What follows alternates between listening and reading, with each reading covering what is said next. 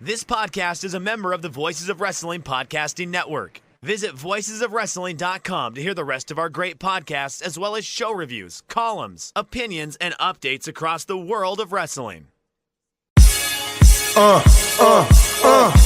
Competition starting to get thick, it's the click, so I hope you work your A game. Ain't made no rain on the track when we unite and spit. This isn't A game, better bring your A game. Competition starting to get thick, it's the click, so I hope you work your A game. Ain't made no rain on the track when we unite. Hey now, it's the Mike and JD show, and I'm your host, Mike Gilbert. And JD is out this week, so I'm with my cousin. He is fed-pilled. He is Joe Gilbert. How you doing, Joe?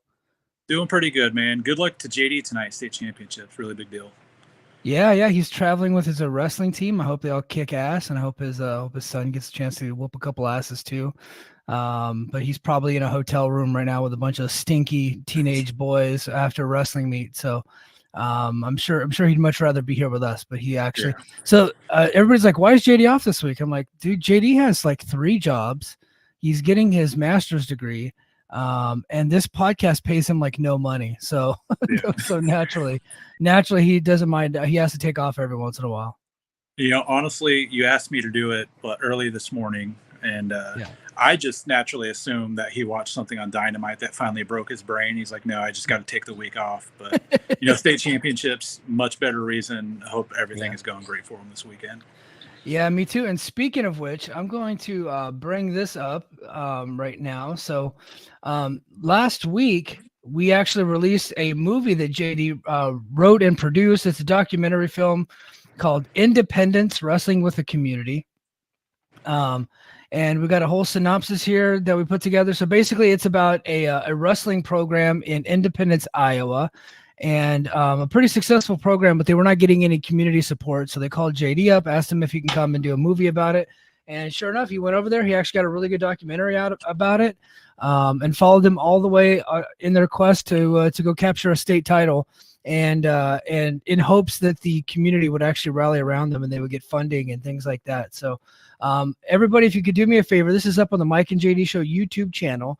If you could give me a big thumbs up right there, throw a thumbs up, and then if you could just put a couple comments in here. As you can see, it's only me and JD commenting on it right now to each other. So here's why that's important. So our YouTube channel is essentially like a place just for wrestling fans to kind of like kick it and watch some stuff. Me and JD tell a lot of jokes, and we don't break news, but we talk about breaking news and all that stuff. It's not really a YouTube channel designed to like have a full length feature film on it. So it's going under the radar right now. But if people will like the video and comment on the video, it will eventually hit the algorithm, and that'll send a signal to like documentary movie fans that, hey, look, this YouTube channel these guys got, they're actually putting movies on it. So maybe we can go there and check that out. And then if it gets to be successful, I think JD has a couple more of these in the can, and we'll start being able to put like full length feature films onto our YouTube channel. That would really help us out. So if you could do me that favor, I'd greatly appreciate it. You know, I'm looking forward to watching this probably tomorrow, actually, because I've got nothing going on. And I do really want JD to get the encouragement to follow more of that side of wrestling too. I shot him an idea a few weeks ago about the idea of, Olympic wrestling, Olympic style wrestling, and how it's impacted pro wrestling. Knowing his knowledge from both sides of the wrestling spectrum, we need to bring that out of him. He's got so much, man. And I'm just looking forward to it being brought to the surface. And this is going to be a great place to start. Yeah, so we premiered it on the YouTube channel on Tuesday night. I actually ended up watching it after Dynamite on Wednesday night. I sat down and I watched the whole movie, and I really loved it. I really enjoyed it. Got a lot of cool characters. The head wrestling coach there is kind of a nutty dude. He kind of reminds me of my wrestling coach from when I was in high school. Mm-hmm. So I really got a kick out of it. So everybody go check it out. Independence, Wrestling with a Community. Support JD's project, so we would greatly appreciate it. But Joe, you have not been on in a while, man. I'm really looking forward to having you. Whenever JD said he couldn't make it, I was like, fuck, I'm gonna get my cousin Joe to come on, because A, he offers a different perspective, but B, I don't really get a chance to talk to my cousin all that often. So it's just kind of cool to have you on the show. Yeah, I appreciate it. I was really looking forward to it. As soon as you asked all day, I've just been kind of sitting and stirring and thinking about more AEW wrestling than I have in months, probably all day today. as soon as you asked me to be on the show. yeah. Well, we have some AEW topics, but right now I think this week, well, the top two topics are WWE related. Yeah. Now, WWE and TKO, they really want us to forget about the fact that they're currently undergoing a sex trafficking investigation, and that the federal government is actually investigating Vince McMahon. There's this big lawsuit that's out there by Janelle Grant and her lawyer. Well, there's been a snowball effect, and this Ashley Massarro story that broke a few years ago is really starting to pick up steam. And Ashley Banfield on News Nation is really covering this story. And I thought it was interesting that, Stephanie McMahon has been basically not connected to any of this stuff, but Ashley Massarro's friend, I can't remember what her name was. The last name is hold on just a second, Papia. So she said that Massarro told her that her own drug, this is from The Observer, but he's just pulling it from Ashley Banfield's show on News Nation. Pipia said that Massarro told her that her own drug issues with a soma addiction came from talent passing around the drugs. That's pretty widely known right there. She said in Kuwait, she was, oh man, I hate saying these words. So, but raped and sodomized. I hate saying that. Multiple times while in a drugged up state attempting to stay awake. She also said Massarro told her that a WWE executive who she didn't name actually took her from her room in a blanket in her hotel, so the company knew about it immediately. She also said the rest of the crew went home, but Massarro, due to her medical condition from essentially being almost paralyzed because of the drug, had to stay by herself in Kuwait after everybody else went home.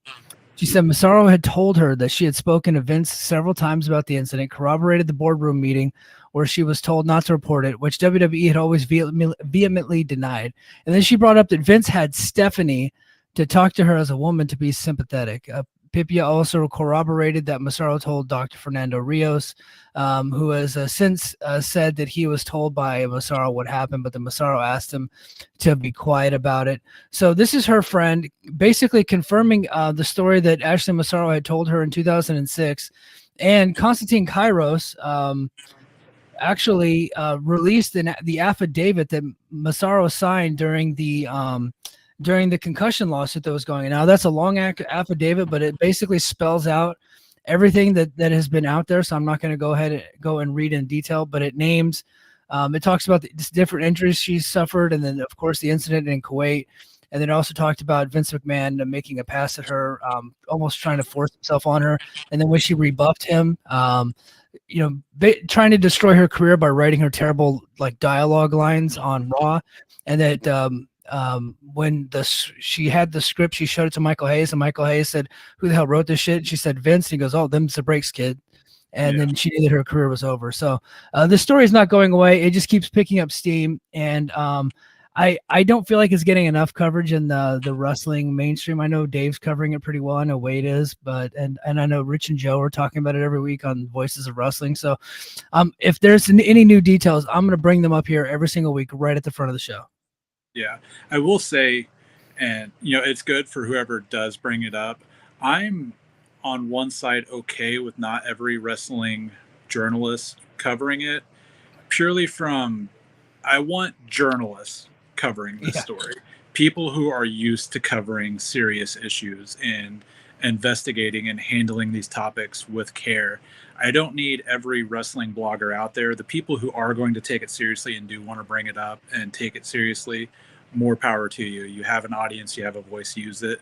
But I am okay with not every wrestling journalist doing it because they're not used to covering these types of sensitive topics. Let the real journalists do that, and the people who do want to talk about it and serious issues, you have a position that you are used to big topics, big conversations. You have a very important voice, but not everybody does. So I'm okay with that. And it is important to note in the Ashley Massarro case, for those who may have forgotten, she did take her own life a few years ago. Yeah. And there was a lot of discussion after it happened over what could have caused her issues to want to lead her to do that. For wrestling fans who have, known the story, I don't think there was any secret as to what led to some of her mental health issues. A lot of it's going to come back now, and in her case, there could be a lot more that comes out later for it. Yeah, and her friend was on News Nation, and It's really hard to confirm like why somebody would do that, right? It's a touchy subject, but it was her opinion that it was this issue that led it to it, and probably one of the bigger issues that led to it, right? Because I'm sure there was a lot of things going on, but this was one of the things that kind of stuck with her that helped her make that decision. Yeah, very. And don't want to speculate, especially for somebody that I've never talked to, known, or anything. But that is a major life trauma that is a major snowball that leads downhill. Yeah. And as far as like wrestling bloggers not covering it, that's fine. I just want you all to shut up. Like, I'm just not like, you know what I mean? Like, I just don't take you seriously. Like, you're essentially a fanboy at that point. If you can't cover both the good and the bad, I don't really have anything. I don't have any respect for you, or their channel. So, if all they want to do is cover the positive, if they want to be the Russell Joy for WWE, that's fine. I just don't find you to be a serious person. So I'm not interested in anything that you have to say. I am not a wrestling journalist, and I am very uncomfortable talking about this. Like, and you can see when I'm reading the Observer, those notes, like even saying those words out loud makes me uncomfortable. I don't like it, but I feel like it is important to not let this story go by, because that's exactly what WWE is trying to do. They're trying to get you to forget this story. They're The Rock's back. They're pointing everybody towards this storyline with Cody Rhodes and the whole thing, and now they got The Rock and the Bloodline.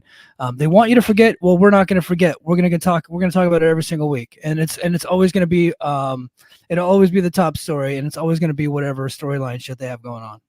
Yeah, I think the I hate saying the good thing of this is whether it's covered in stories or not, it's now in the hands of the legal process, and whether or not PWI or Fightful or the Observer or Hard to Kill blog at youtube.net or whatever is covering it, judges are not going to forget, lawyers are not going to forget, the right people who need to be investigating this now are not going to forget about it.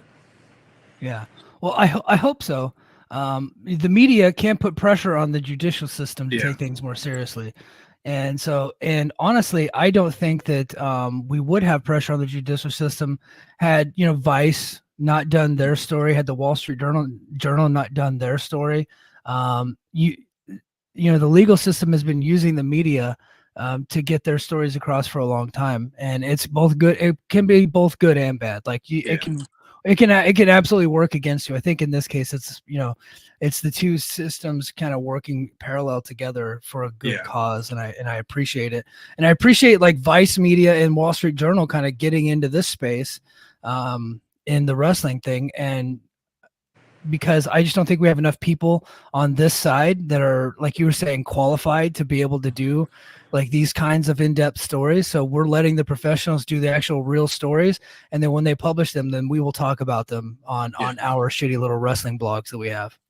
Yeah, that is a very good viewpoint. And Vice, they've done so much important work in the past, so good on them for just not going away. And they've, Vice has a tie to wrestling already. So this not going under their radar was to be expected, I would say. They knew of Vince McMahon. I think wrestling has so long just been the forgotten little niche corner of entertainment that anything could happen in it and nobody would care. Like outside of Owen and Benoit, like nobody outside of the niche corner of entertainment would care what was happening in WWE. So kudos to Vice for not letting everything go under the radar these last couple of years and bringing some of these dark stories to the forefront. Yeah, and it's the best way to hold people accountable. But as more news breaks, we will continue to talk about it. We're going to move on from that topic, though. We got Josiah in the chat. Look, I know it's an off night tonight. I can tell because there's only one guy in the chat. So Josiah said Dynamite was actually pretty great this week. It was pretty great. And if JD had a chance to watch it, I think he would agree. It was kind of like a show geared towards JD. So, you know what? I'm going to go to another dark topic, and then the rest of the show is just going to be fun. Let's get the dark shit out of the way. The next story, dude, this one is a wild one. Joe, this is before your time, but Billy Jack Haynes, he was he actually wrestled in the WWF in 1987. He wrestled He wrestled Hercules Hernandez at WrestleMania 3. I think WWF just called him Hercules, but it says right here, ABC News, Billy Jack Haynes has been taken into police custody in connection with the death of his wife in Portland, authorities say.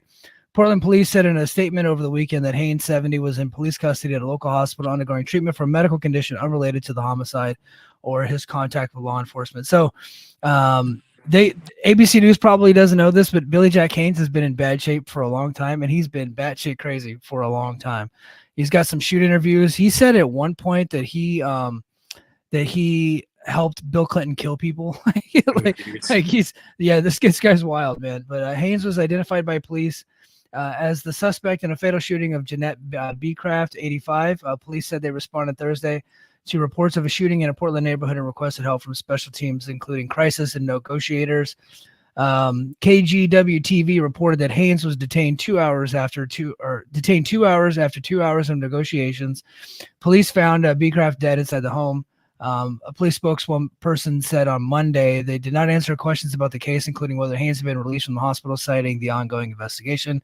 It is not known whether Haynes had a lawyer who could speak on his behalf. I think it was reported later that he was choosing to represent himself. I think I could be wrong about that, but Billy Jack Haynes, man, he's a wild man, has been for a long time. He's kind of a scary guy, but it looks like he killed his wife, man. So it's just really another bad week in pro wrestling. Bad start to the entire year for pro wrestling. Really, these last 6 weeks have not been filled with just fun storylines and banger matches. It's and we've been getting some of that here. I'm gonna pull up. Oh man, never mind. I went to go pull up the Billy Jack Haynes story, but it's behind a paywall. Let's see. Hold on. Let's see. Former wrestler claims we witnessed murders of Don Henry and Kevin Ives. Let's see if this one has it. Okay. So here it says here, and I will pull this one up. So he is into all kinds of conspiracy shit, dude. This guy has been out there for a long time. So whenever the news broke that he'd killed his wife, like nobody was like shocked by it. Yeah. So this is from Billy Jack. In August of 1987, I was contacted by the Arkansas criminal politician. He's talking about Playboy Bill Clinton there. Oh God, what happened? Where'd it go? Oh, okay. And asked if I would provide muscle at Arkansas drug stop, said Haynes while reading from a paper. The criminal politician suspected that some drug money stops were being stolen. So while conducting security during the alleged drug purchase, Haynes claimed he witnessed the murders of Henry and Ives. Haynes also claimed that the politician believed police officers were involved in the theft of the drug money. Haynes said that the teens were murdered by people working for the same criminal politician. He then said he met Linda Ives in 2016 and gave them the names of everyone involved in to her private investigator. So this was like an open murder case, and he said that he was there, he was involved, and that Bill Clinton was involved. So this guy is just this guy's whacked, man. So he's 77, right? So his heyday was probably the 70s and 80s. He was, so believe it or not, Billy Jack Haynes was huge in Portland, where he still lives, right? So Portland wrestling, working for Don Owen. He also, I think he did World Class for a little bit. He also did Florida, and he was in the WWF, but he just could not keep it together. He was just constantly kind of like bad, he was always like crazy, this with the promoters. He was always crazy. Yeah. Okay. Let's see. So name that cannot be blank. Billy Jack should never had a gun, although it's entirely possible it wasn't a registered gun. Yeah, I mean, people like you can prevent them from buying it legally; they'll just buy it illegally. That's how that shit works. Unfortunately, it's much easier to buy it illegally in most places. Yeah.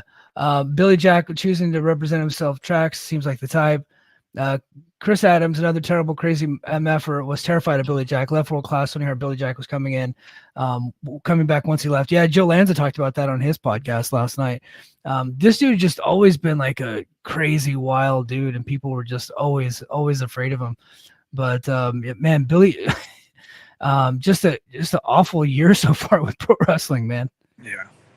Yeah, rough start to the year. Hopefully, most of the really dark news is behind us, but seeing how things have trickled out of the Vince McMahon story, I have a feeling the year's only going to get worse. So do try to take some of the good in with some of the bad. Don't let the bad go away, though. Yeah. Don't let the bad go away. So he debuted as Billy Jack, a character based on the 1971 movie about a returning Vietnam veteran. So he debuted on October 29, 1982, and was immediately put into a feud with Rip Oliver. That's in Portland. During that period, Chris Adams was in the promotion with wife Jeannie Clark. Haynes married Clark, who later married Steve Austin in 1983 and divorced her a year later. On December 12, 1982, Jack teamed with so he's just kind of going through the career here. So I pulled up the Observer. He started using the name Billy Jack Haynes in 1984. And then he just bounced around all the different territories, and he was a top guy, big time bodybuilder guy, big time body guy. Used the full Nelson, a guy that just could never get out of his own way, an incredible talent, but he just never really made it as a top guy, unfortunately. And now he's probably going to go to jail the rest of his life, or he'll probably be hospitalized. I think it's probably more likely he'd be hospitalized because he seems to be pretty mental. Yeah, given his age at 77 years old, it'll probably be easier on the system if he's hospitalized, not having to deal with him in a prison.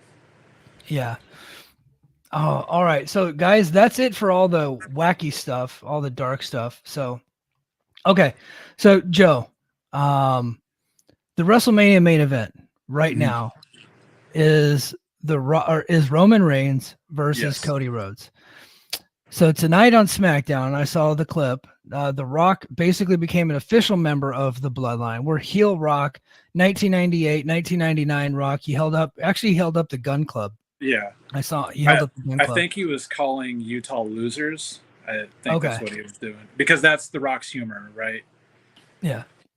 Yeah. So he's now official. So night 2 is clearly looking like Roman Reigns versus Cody Rhodes. Like that match has been signed. They've done commercials for it. That's happening. They very much were going to do Rock and Roman, and 100%. They saw the backlash and they pivoted, and the Rock's like, screw it, I'll just become a heel. So it looks to me like night 1 is probably going to be Rock and Roman versus Cody and Seth, right? Yes. That's the impression from the press conference that I got. As soon as Rock slapped Cody and Seth jumped at Rock, had to be held back, I got the impression, they're going to at least tease a tag match and see if they're interested, and probably do a Seth title match on night 2. That way both shows are really, like, both nights are beefed up.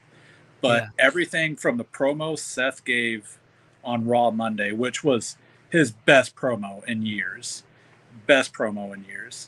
and everything from what The Rock said and stuff coming out of the Observer today, I fully believe a tag match is happening night 1, and it's probably for the best. The Rock is 51 years old, and the dude is solid muscle. Like, his card, he got blown up just from smacking Jinder 3 times. You know, you're not going to get that WrestleMania cardio in 2 months. It's just not going to happen. So a tag match covers for him better. And honestly, his first match in what would be 11 years, probably better to have somebody like Cody and Rollins involved in it who can carry a lot of the heavy lifting. So they could do the tag match. And honestly, I feel like they're going to do Cody or Roman versus Rock at a later date still. That tag match in night 2 will plant the seeds for a later Roman versus Rock match. Yeah, people are pointing at maybe Saudi for that match. I think Saudi, I think The Rock would want to have it at WrestleMania, but do they want to wait another year for it? I don't know that they would want to do that, because he can get a big movie offer, but to be honest with you, The Rock's kind of in a down a little bit of a downturn in his movie career. Like, he's not the same hot commodity that he was a few years ago. And I still like The Rock's movies. Black Adam ruled. I don't care what anybody says, but he's not the big box office draw that he once was. He's sliding a little bit. He's like late 90s Schwarzenegger. He's in that late 90s Schwarzenegger run, about the same age too, right around when Schwarzenegger had the heart attack, before he did I think it was End of Days. Before he did End of Days, like, his movie started to slide a little bit, and then he went and ran for governor. Yeah, so I mean, he's got Moana 2, I'm sure he'll be a part of. They're not going to do Moana without Maui. I don't know if Moana 2 has shelved the live action Moana, which that absolutely should be shelved. We don't need a live action Moana this early. No, it's still happening because Still happening? people in Hawaii we're pissed about it here because they're not filming it here. you would think they're doing casting calls in Georgia. Yes. So Very there's this Facebook tropical. page about there's a Facebook page about Hawaii casting calls.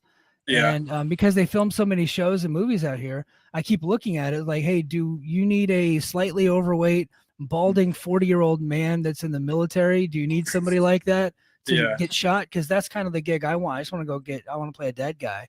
NCIS Hawaii.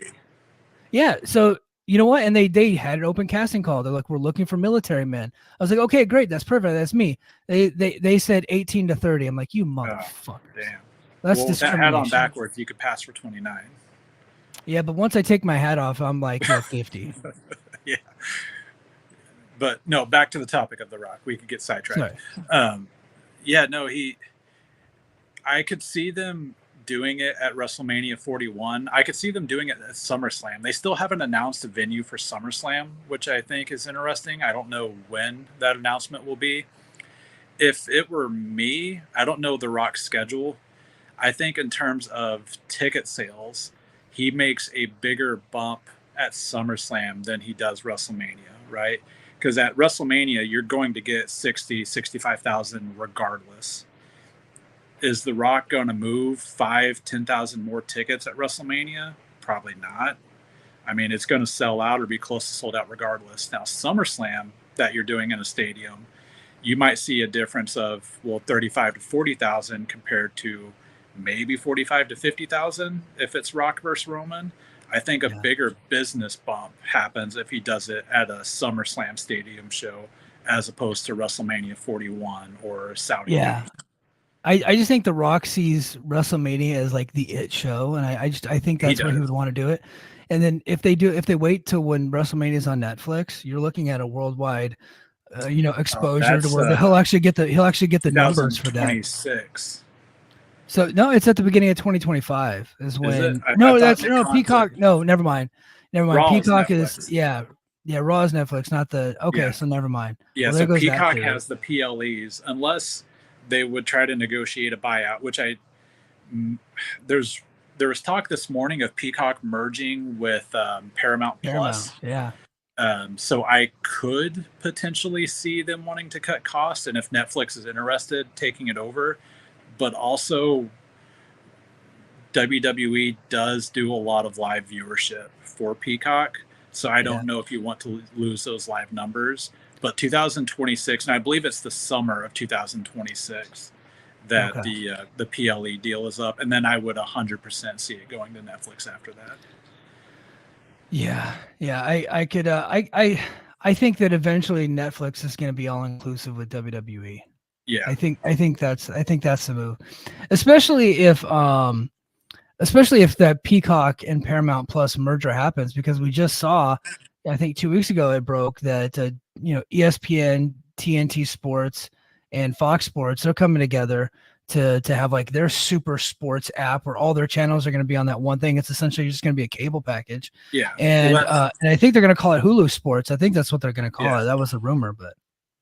Yeah, that's what's happening with all these major streamers is everybody's realizing on your own, you're not going to get enough subscribers to cover your debt. They should have just left it Netflix and Hulu and licensed their stuff out like they were doing before, and everybody was happy. But now everybody's just going to start merging together, and we've got streaming cable now. But going back to The Rock, I agree. He sees WrestleMania as the end all be all. It's the bigger platform for him. He's also on the board, and he does, as a board member, as a large shareholder, he's getting a lot of stock in this company. He does have to think about the business side of it too. And I think through the meetings over the next couple of months, he may see a bigger business investment doing it outside of WrestleMania, because he's going to make a bigger financial impact on a show that's not WrestleMania. I could see that. I mean, I think the betting odds would be WrestleMania, but I would say SummerSlam. It's not like, I don't think it's the most far-fetched thing. Yeah. And I think Saudi, honestly, I would say Saudi would be more likely than SummerSlam, because I could Saudi see is them becoming like the paying king of combat. more. Yeah. Well, it's like the king of combat sports. Like that's like the home of combat sports. It's replacing Vegas essentially, Yeah. because all the biggest boxing matches are there now.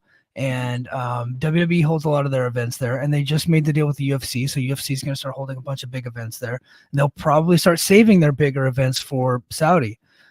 It is like, as evil as that regime is over there, they have done a good job of sports washing their bullshit. And these promoters, that's what they care about the most, is the money, and they're taking their business over there because it's, the home of combat sports. Not just the promoters, the performers. Yeah. I mean, Yeah. look at Tyson Fury, Francis Ngannou. Like, where are they taking their fights?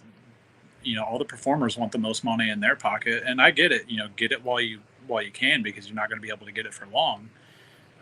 So I could see Saudi paying more just to have The Rock on their show, and they already pay. I think, was it 40-50 million per show, something like that. Yeah. I could see them paying an excess fee to have Rock versus Roman there. I don't think the Rock versus Roman match is going away now that Cody versus Roman is happening. And I've been talking with people. I think The Rock is the perfect opportunity after the Cody match for Roman to turn face down the line. The Rock is the perfect villain for Roman to finally turn face after 3-4 years now. Mm-hmm. All right, so let's go to the chat. John Muse says the Super Bowl commercial has those four guys facing each other, most likely a tag. Yeah, absolutely. I think that's the smart play there.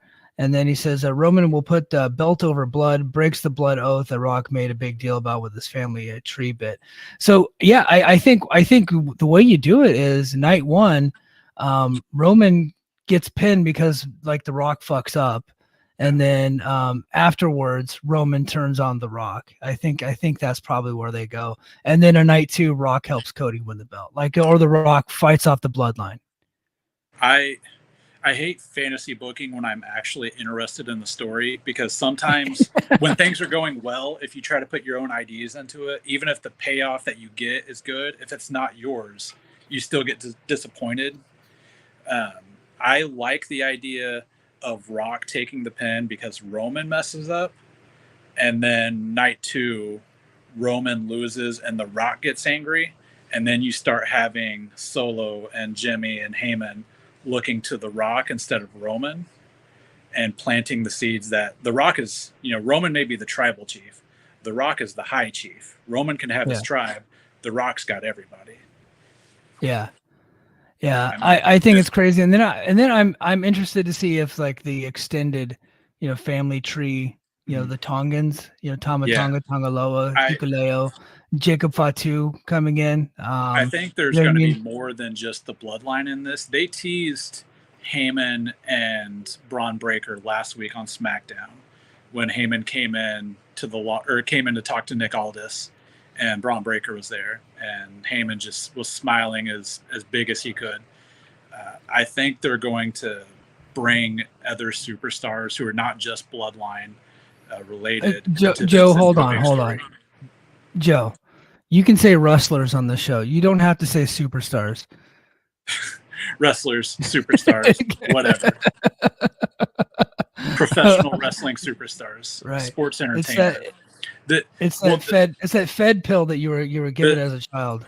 But this story is very sports entertainment, though, right? It's very superstar-ish. It's because the wrestling aspect of this story is so second nature. It's not what everybody's going to care about. It's not AEW where the match is what matters, right? Yeah. It's the mic work. It's the looks, the teases. That's going to matter in this story. Well, in WWE, it's celebrity wrestling. Everybody is larger than life, essentially. And, AEW has the great stories too, but not everybody is the most larger than life character. It's a different type of. It's WCW and WWF. It's comparing Breaking Bad to the Avengers, right? Yeah, that's what it is. It's very entertainment. It's on the big screen the same way, but it's a different type of entertainment. Are you watching The Godfather or Scarface? Both great movies, very different type of movies, even though it's the same, Yeah. I feel you on that. So Man, so speaking of AEW, so Lucha Libre, CMLL is invaded AEW, and we're covering here. They're actually going to send over the BCC to CMLL on March 28th. They're selling tickets, are already selling like hotcakes. It's actually going to be the biggest sellout, like I think on record for Arena Mexico. Like a sellout ahead of time. Essentially, in Mexico, it's very walk-up heavy. Like people just show up to the arena and buy their tickets, but people are buying their tickets early for this one, and that's not really normal. And it's because of this big match they got coming up. But Dave had an interesting note here, and I love the fact that Americans are learning about Lucha Libre politics. So AEW has entered into the Lucha Libre politics game. So it says, Dave says, as noted before, the deal with CMLL is that on any television show that their talent appears on, no other Mexican wrestlers can appear.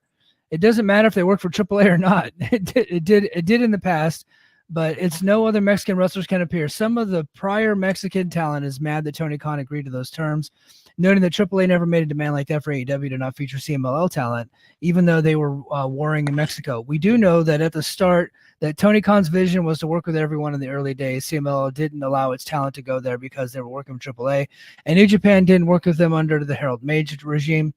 It was noted that Penta and Phoenix were in AEW from day one in particular, and the feeling it's disrespectful to them. So that line was essentially written by Conan, emailed to Dave, and Dave copied and pasted it into the Observer. So where was I? It said it was disrespectful to them that there would be shows, including perhaps multiple pay-per-views this year, including any pay-per-view from anyone from CMLL is booked on. They couldn't even be allowed on the show. Previously, it was just Forbidden Door. There was an incident with Penta coming off the Jericho Cruise where he stayed for Dynamite as he was under the belief that he was booked on and was there, only to find out that he couldn't appear on the show because they had booked CMLL guys for both Rampage and Dynamite. Dude, this Lucha Libre war between CMLL and AAA is hilarious. It's funnier than AEW versus WWE. It really is. I think I want to credit the right Twitter account. I think it was Lucha Blog that tweeted out today. So that every 2 months, AEW fans or American fans get to find out that CMLL and AAA do not like each other. Like there's so much bad blood there. Yeah, I didn't realize the extent of it. You know, the funny thing is that there's been some shows recently that had CMLL talent on there, and like other Mexican wrestlers were there, like Commander would wrestle on the shows. Yeah. But it seems like that as AEW and CMLL kind of cement their partnership, AEW kind of bends more to their will a little bit, and it's like does not want to disrespect them. And the fact that that's disrespectful is just bonkers to me. But yeah, here Josiah in the chat says Conan trying to stir stuff up with CMLL. Yeah, Conan actually took to Twitter and said that you know it's awful when politics gets in the way of wrestling or something like that. And he probably just got done sending the email to Dave. And Josiah says the story changed as Commander worked to show a CMLL talent on it. My theory is that it was Conan. Yeah. So it would be interesting to see if Commander or Penta or Phoenix anytime soon wrestles on a show with CMLL talent. But what I've been saying is I think that Penta and Phoenix are probably going to try to leave AAA and go to CMLL. And I think Phoenix is already a free agent in Mexico. I don't think he's on a contract to AAA anymore, so he's no longer a AAA guy. But I don't think it's that far-fetched. I know a lot of people shit on me like last week or the week before when I said that Rush would probably go back to CMLL. I think if his AEW paycheck, like if it helps his paycheck, right, and helps the relationship, I think they could probably come together to work a deal to where Rush could actually return to CMLL. I don't think that's too crazy. And I think that's probably what Conan is afraid of, right? That you have your AAA guys working with AEW, and the owner of AEW is getting a good working relationship with your biggest rival in CMLL. And if you're a Mexican wrestling talent who works for AAA and your contract comes up, does it serve you better in AEW to work with AAA or CMLL? Like, who is Tony going to view you more favorably working for if it's going to be the company that he has the better working relationship with? So I could see Conan being upset about that. Yeah. But he knows the deal here. He clearly sees that AAA is getting pushed out here. Yeah. And I mean, look, AAA was at hard to kill. Antonio Pena was at hard to kill and signed a fake agreement with TNA. We have not seen any AAA talent since then, actually. Yeah. in TNA. Well, Vikingo was on the tapings after that, but since like they went to Orlando or Kissimmee, Florida, like there were no AAA talents on that show except for Laredo Kid, who happens to just work for TNA. He's like more of a TNA guy at this point. He's on every show.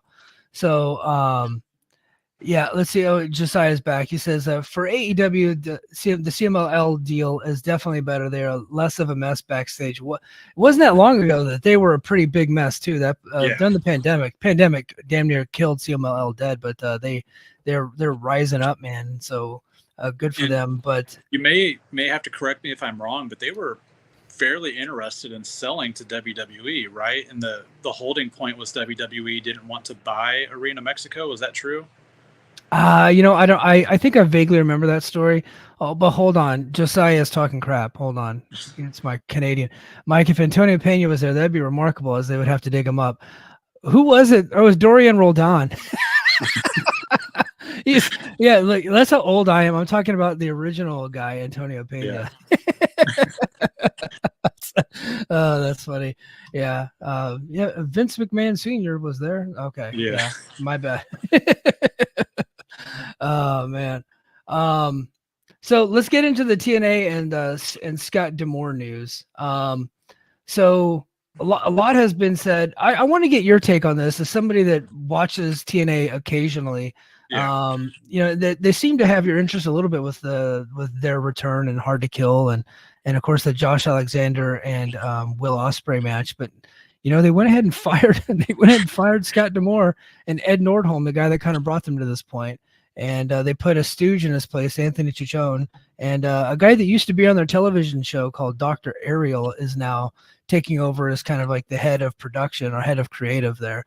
And is Dr. Ariel Tommy Dreamer's real name, or?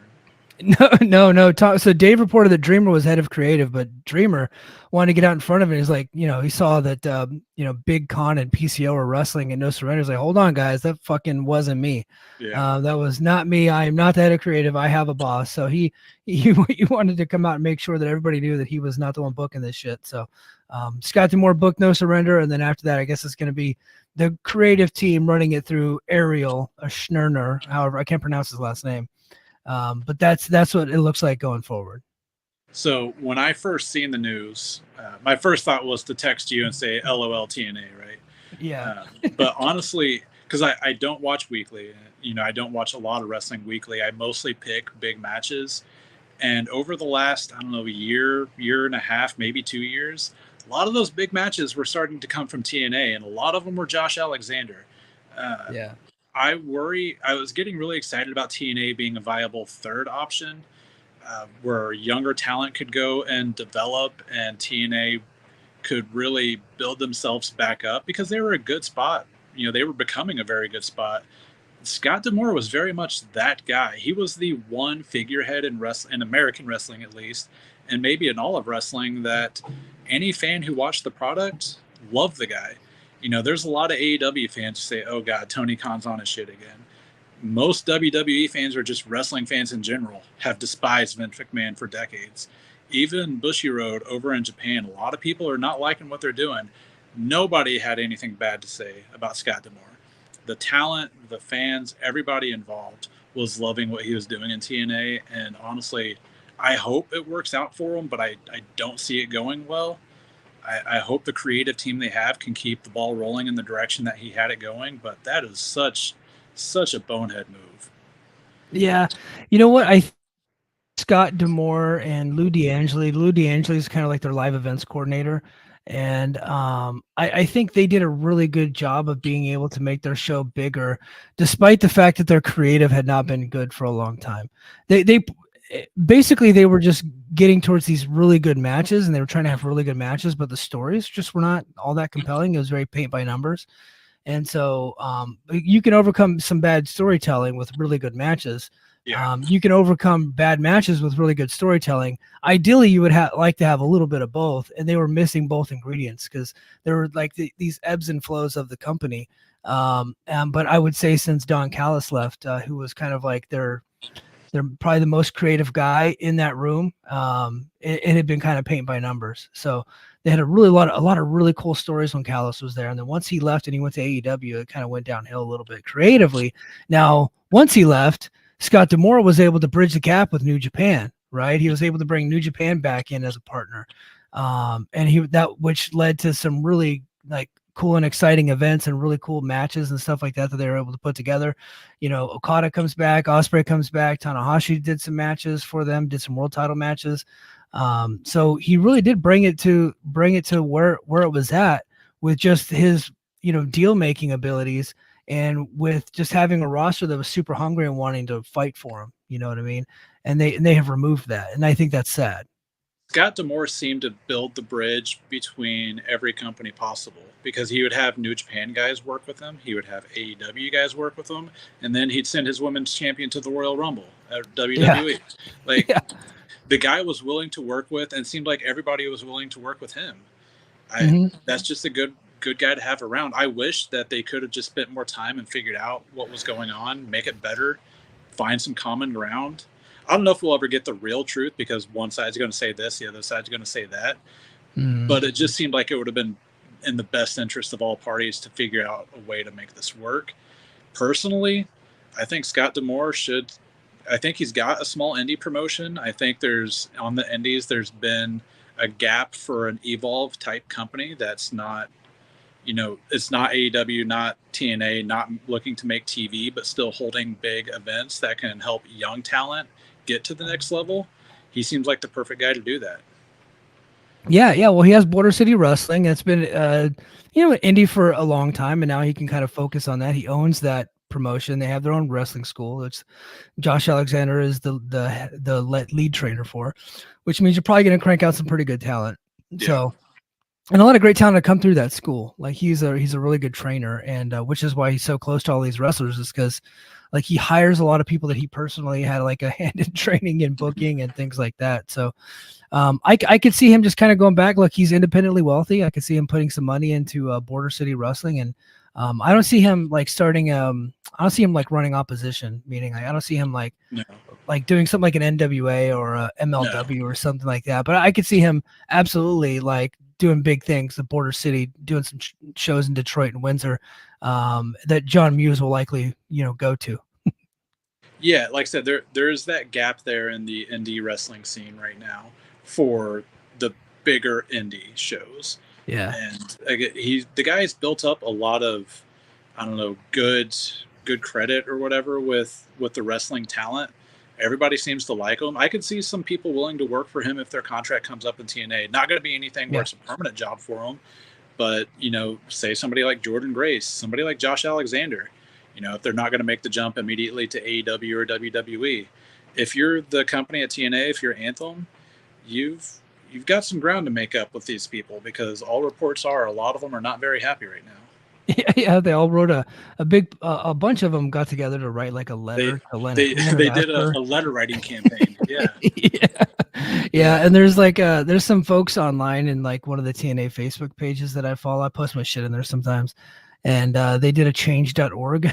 It's like, I don't know. Is that legal in Canada? Like, yeah. I don't know. Like, can that, like, they signed a petition online to get Scott D'Amore hired back. And I talked about it earlier today on Brace for Impact, which is actually out on patreon.com. So go to patreon.com/The Mike and JD Show. I think we did I covered this topic this morning. I was just curious to what you had to say. But they essentially merged over into this Anthem Entertainment group under this Chon guy. Yeah, we're gonna call him Anthony Chon. That's what we'll call him. Yeah. Fans of American Me will understand that joke. So some of the older guys who've maybe seen American Me know exactly what I'm talking about. So Chon put everybody under this umbrella, and they kind of revamping things a little bit. And really what they're looking for is like, they're calling it efficiency. They're using these buzzwords. They're going to streamline things. They're just going to do budget cuts. So essentially we're going to have like similar creative stuff with, with a slashed budget. They're probably going to strip it down quite a bit. Joe Lanza talked about it on his show last night. He's got some connects inside TNA. they're not making money. They really just get a budget from Anthem, and that's how they produce their television show, is just based off of a budget, because they don't have a rights fee per se. So they're not really making any money. Their money comes from all of their international deals and their YouTube and TNA Plus, which they're probably not getting much out of. Their pay-per-views, although Hard to Kill did over 30,000, so you're probably looking at a pretty good chunk of a good number there, like a good dollar figure amount there. But they're not really making a ton of money, so they're probably spending much more than they're actually raking in.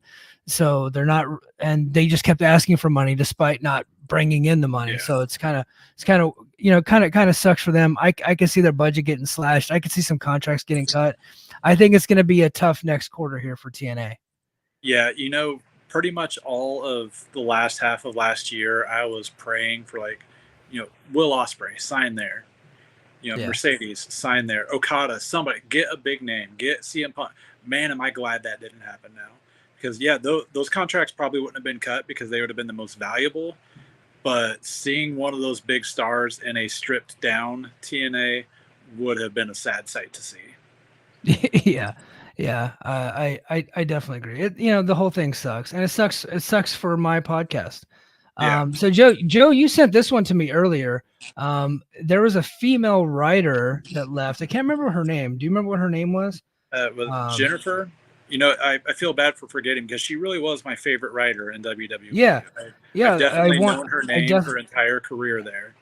And I definitely think that 15 years. Jennifer Pepperman was a writer and producer, was released from WWE, and she was probably the greatest writer that they had, and I really hope that Tony Khan signs her.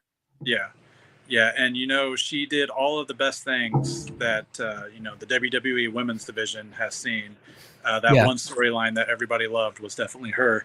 The funny thing that I can't remember if it was the Observer or PWI who reported it, that she just wanted something different, and it should be noted who she was close friends with. Ooh, Mercedes Moné. Yeah.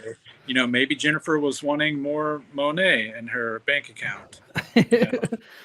Well, Tony Khan is really throwing that money around right now, so maybe he's going to be bringing over Peppermint. What was in Iron Man? What was Gwyneth Paltrow's name in that movie? Pepper Potts. That's what it made me think of. Pepper Potts. Because Stan Lee likes to do a lot of same letter names, like Pepper Potts. The PP, Bruce Banner. He's really into that. Yeah. But I thought that was interesting. Okay, so Drew McIntyre contract. Are they going to re-sign Drew McIntyre? I mean, they got it, right? Yeah, they're teasing that CM Punk match so hard. Yeah. That won't be able to happen for 8 to 9 months at the earliest. I don't think Drew leans into that so hard if he's not going to be around. The Observer added that time has been added to his contract, so it's not up in April. They haven't said how much time. I'm sure no one aside from Drew and a few key people in the TKO verse will know. He's not going anywhere, and he's probably not going to take any time off. No, I think he's going to win the title at Mania. I think you think he beats Seth? I think he beats Seth on night 2 with the help of The Rock. Drew is going to be the perfect corporate champion. He will be the perfect corporate champion. All right. Well, Joe is predicting that old Drew McIntyre. Not a prediction. It's a spoiler. No, it's just, the former TNA champion Drew Galloway is going to be the WWE bronze gold medal winner. He's going to be the bronze medal winner. Yes. Drew McIntyre getting the 3rd tier championship from off of Seth Rollins. Boy, did they make that title look like shit over this whole storyline with Roman Reigns and Cody. Yeah, they totally shit on the whole thing. Yeah, Drew's going to be the guy to make it look better. He's going to look great with that belt. Yeah. Oh, hopefully. Hold on. Stephen Patrick in the chat says, I read that Access TV is looking to rebrand as well. Yeah, I read PW Insider had that earlier today. I don't know what that means. But I did feel like that was the most interesting part of that story. That Access TV is looking to rebrand. But I don't even know what that would mean, because we thought that, so TNA did the rebrand. We thought they're overhauling their production studio, but apparently that money just went nowhere because it looks exactly the same. They just hired a new graphics department. So I don't know what they would do with Access TV. My idea, and I had this whenever TNA was announced that they were relaunching. I was like, Access needs to call up Paramount and said, "Hey, look, guys, you're not using the name Spike TV. Let us just buy the name Spike TV, right? And we will do like a barter deal or something. Like we'll give you our REO Speedwagon videos that you can put on your shitty VH1, and just let us have the name Spike. And then Access TV could be rebranded to Spike TV. I said last year they should do that. And now I do know that one member of their creative team follows me, and we have DM'd before. And maybe he took that idea and presented it to the Access TV bosses. I don't know. But if that does happen, I am taking complete and total full credit for it. But I think that Spike TV was an awesome channel. It was perfect for guys like me, just like dudes who like to watch like dude shit. Yeah. You know what I mean? It was a very toxic masculinity channel. And I think we need to bring it back. I used to watch 1,000 Ways to Die and Mansers on there. Did you ever watch Mansers? I did. And they actually had some like really cool documentaries on there. Like one of my favorite Muhammad Ali documentaries called Facing Ali was from Spike TV. I just thought that was good. Yeah.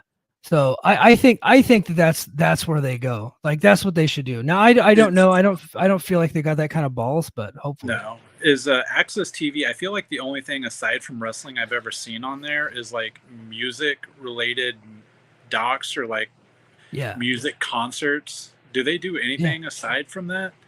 No. So it's like it's music game shows. Like they have Cash Cab, and then like they have Eddie Trunk going to concerts and giving out concert tickets. They got like best of the 80s, best of the 90s. They got the one thing that did come out today was that Eric Young is going to be hosting a TV show in there called Vinyl, something about Vinyl Rescue or something, where he's going to go around and look for like records. So he's going to be doing that, like looking for, I don't know, just going around all these antique shops or something and looking for records. But that's the kind of stuff that the demographic that TV channels really want to see, right? Yeah, that's if you your go 18 to 31 or 18 to 49 graphic right there. Yeah, they're going for the Joe Biden Donald Trump demo as well, and I think they got it nailed down. Just like people falling asleep at their TV because they're watching Sammy Hagar videos at like 9 in the morning, and they go to bed at 6, and hopefully they leave on the TV long enough to keep Impact going. Yeah, I could definitely see that. I don't know. Access TV really needs to decide what the channel wants to be and where TNA fits in that. Going back to Scott D'Amore, I think I texted you this as soon as the news broke, but like without Scott D'Amore, TNA is probably just a tape library on Peacock right now. And honestly, if they're going to be making budget cuts, if they're not making money, I could still see that happening in the future, or maybe just the tape library that Tony Khan owns. I mean, WWE is not the only player in terms of buying tape libraries anymore. I could see Tony Khan wanting to buy them and being a part of whatever they do with Warner in the future. But you've got to decide what you want to be. And with the way the media landscape is shaping out this year, you got to decide pretty fast. I think they just want it to be like the way that Sinclair treated TNA or treated Ring of Honor. They just want it to be cheap programming for their stations, because they're not going to get rid of their stations, because the stations, that's Anthem.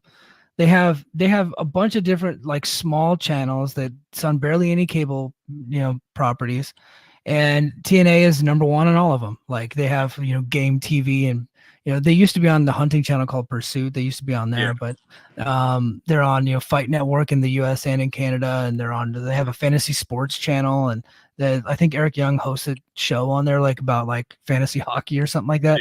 So they have a lot of channels, and TNA is like number one on most of those channels, so that's why they like it. They just don't want to spend any money on it anymore. They want to get the budget under control, because they were like, they're not, because are any of these Anthem channels on any streaming services like YouTube TV, Hulu Live, any of that?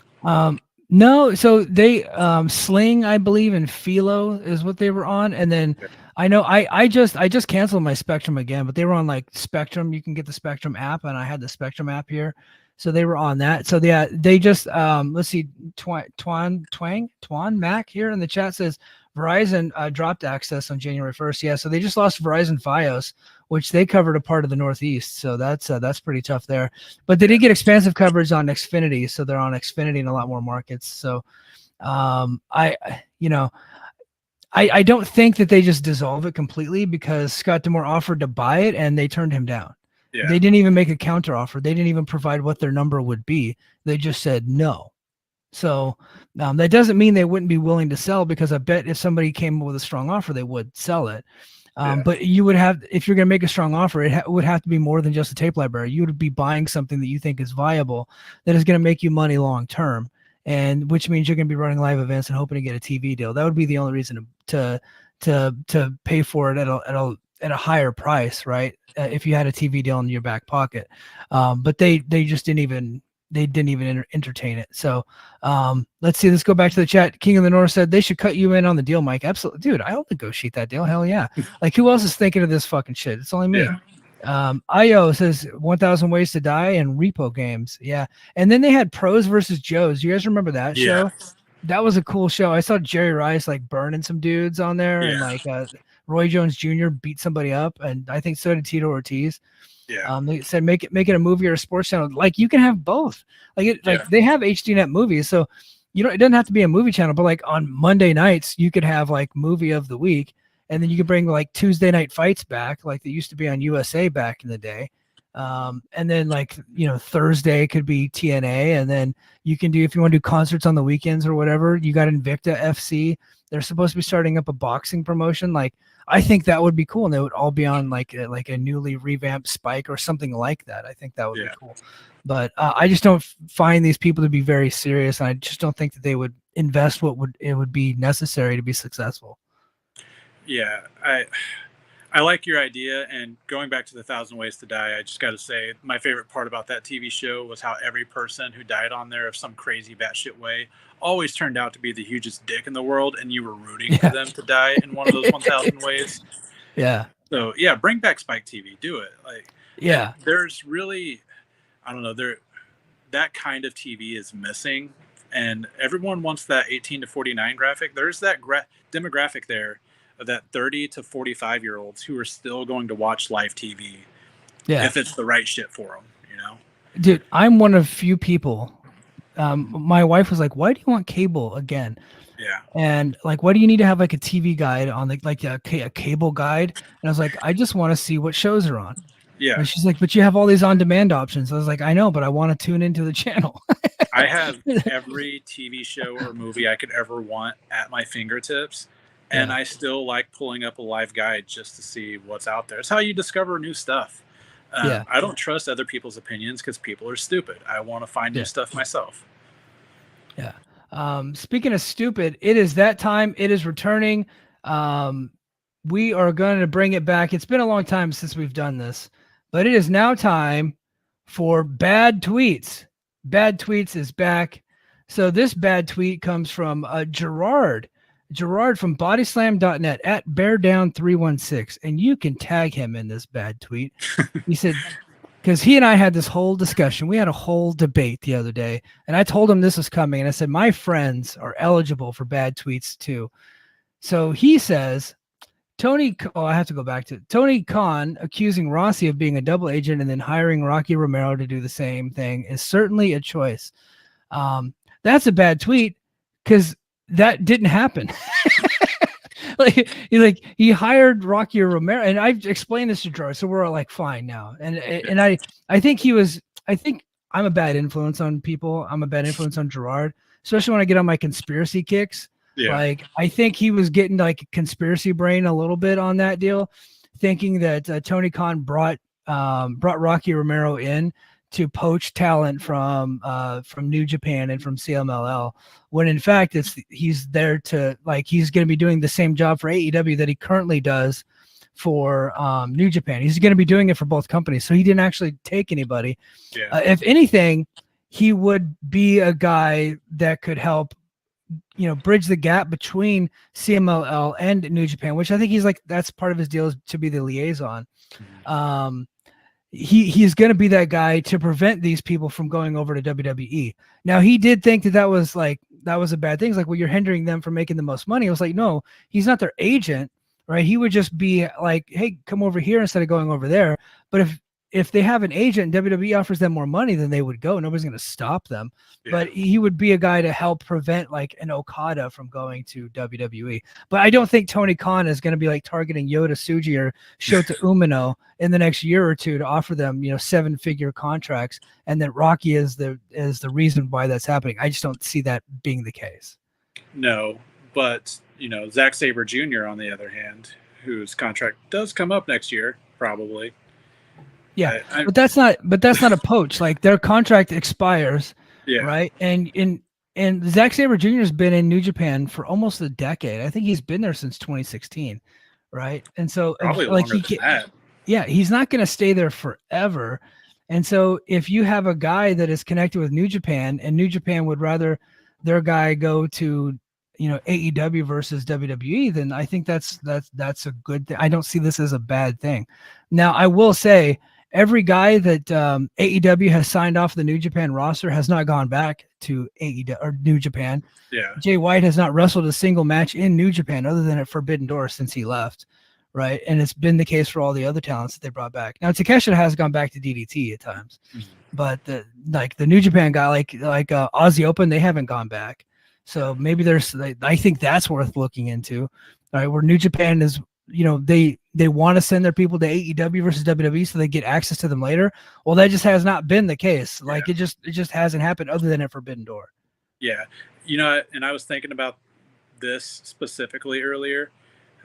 For those New Japan guys and really all of AEW talent, you do have the access to do a lot of stuff outside of AEW.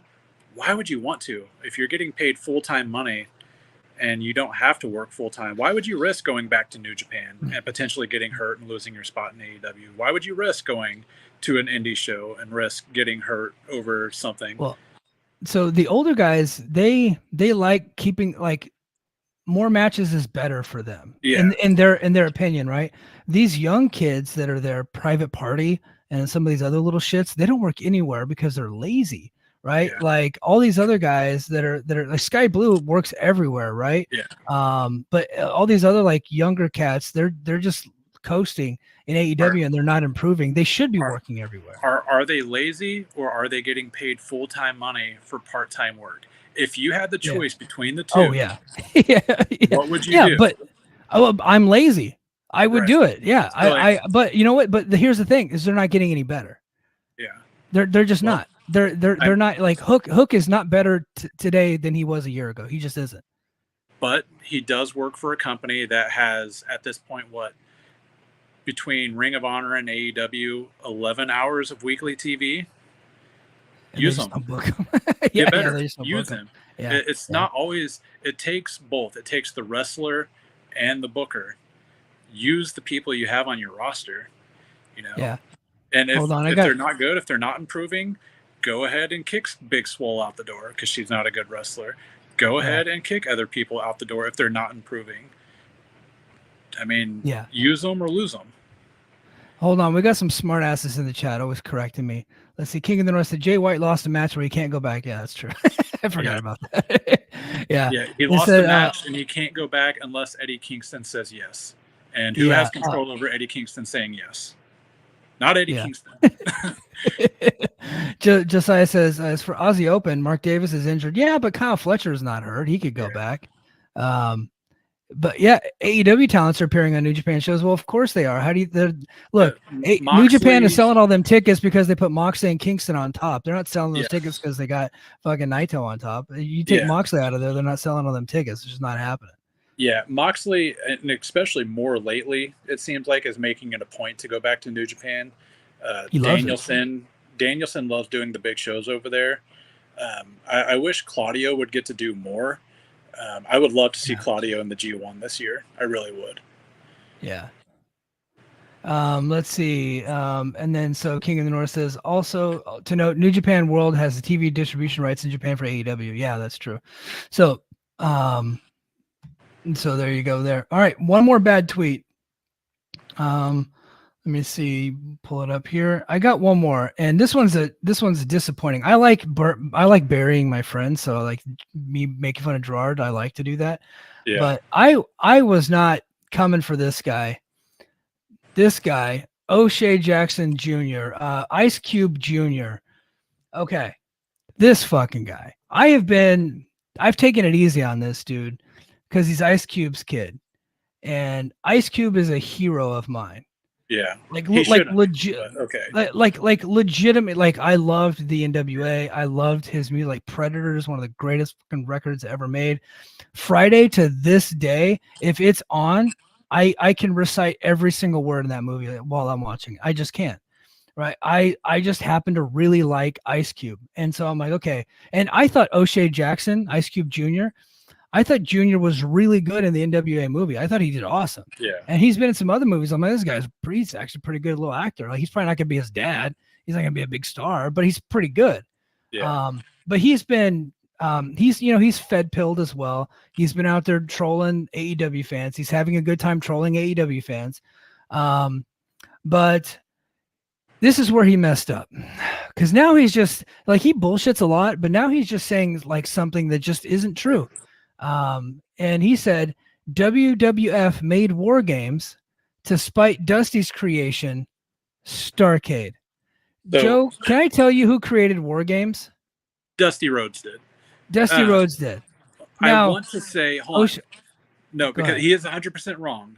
But yeah, I hope he just mixed up the names, because Vince created Survivor Series despite Dusty's creation. So hopefully he just got, because the last 2 years it's been Survivor Series War Games. Yeah. So hopefully he just got those two confused. My dude, just do a little bit more research, just that much more research before you tweet. Think before you tweet. Yeah. Oh, think before you tweet, or you end up on bad tweets. Which actually, never mind. Don't think before you tweet, because I need more content. So there's plenty of content out there, my dude. It is very likely that that he meant Survivor Series. But look at my dude Josiah down there at the bottom, getting all kinds of likes. He said Dusty invented War Games, my dude. But in like his Canadian voice, and like he's a pastor too, so he's doing it in like the most polite way. He's like, now go with God, O'Shea. Oh man! And you know what? There's 13,000 views on that tweet, and probably 12,000 of them are sitting there thinking, "Yeah, WWF did create War Games just to spite Dusty." Yeah. Oh, that's so funny. Well, that was it for bad tweets today. Let's see. John Muse says, this is not the only bad take by O'Shea. So O'Shea's takes are just because he just prefers WWE over AEW. And so he likes to antagonize people. And a lot of the stuff he says is just stupid, right? But I have been giving him a pass, because I just see him for what he is. He's a guy looking for attention from wrestling fans, despite the fact that he's a pretty successful actor. Now, who put it in here? Oh yeah, AO Productions says Den of Thieves. I have not seen Den of Thieves. Have you seen that one, Joe? But a lot of people have told me that this is a really good movie. So I might actually add this to my list, because look, I don't like his Twitter behavior. I think he's an idiot, but I think the guy's pretty good on TV. I like him. I'll get it up tonight. There you go. yeah. Thank you. Okay. Let's see what else we got. You missed Ryan Satin arguing with Meltzer. Yeah. Arguing with Ryan Satin, you might as well argue with a bucket of paint. He's an idiot. Yeah. And then lastly, IO Production says O'Shea just having fun messing with wrestling fans. Yeah. But you can tell he's being disingenuous, and so you got to call it out when you see it. Yeah. But guys, everybody in the chat, I really do appreciate you for being here. Please do me the favor. I'm going to do this one more time, because we really do want to support JD. I really want you guys to go to the Mike and JD Show YouTube channel, and please do me the big favor of liking JD's video. He doesn't know that I'm doing this, and knowing JD is probably not watching, because he's traveling, and when is he gonna have time to watch? But I want you to like his movie, the Independence, Wrestling with a Community. I'm pulling it up right now, and here I'll mute this. But it's JD's movie. He wrote, he directed it, he produced it. It is a documentary movie that he went to Independence, Iowa, and he spent a long time with this wrestling team, like an entire season with the wrestling team. He actually moved to Iowa for a little bit and filmed this documentary. It's really, really good. Please do me a favor, go and hit the like button, and then go down and then just drop a comment on there and tell JD you like this movie, and that way we can defeat the algorithm there. So I would really greatly appreciate that. Please do me that favor. Let's support our guy JD, especially while he's out traveling for the state wrestling championships. But guys, that is going to do it for us this week on the Mike and JD show. JD should be back next week, so no more Joe. You guys are off the hook for listening to Joe. So no more Joe. Stay tuned for on Patreon. Joe and I are actually going to take 5, and then we're going to come right back, and we're going to record the latest edition of Sting's Greatest Rivals. And TNA fans in the chat, you're going to want to hear this. We're doing Sting versus Kurt Angle. Joe actually spent his entire day watching Sting and Kurt Angle matches. I think, how many did you watch today? 4? Did you watch 4? I watched 3. Okay, I watched 4 because I actually watched the empty arena match that they did too. So I watched actually 4. So so that's what we're going to do after this. So until next time, mahalo. Competition starting to get thick, it's the click, so I hope you watch your A-game. Made no rain from the track when we unite and spit. This isn't A-game, better bring your A-game. Competition starting to get thick, it's the click, so I hope you watch your A-game. Made no rain from the track when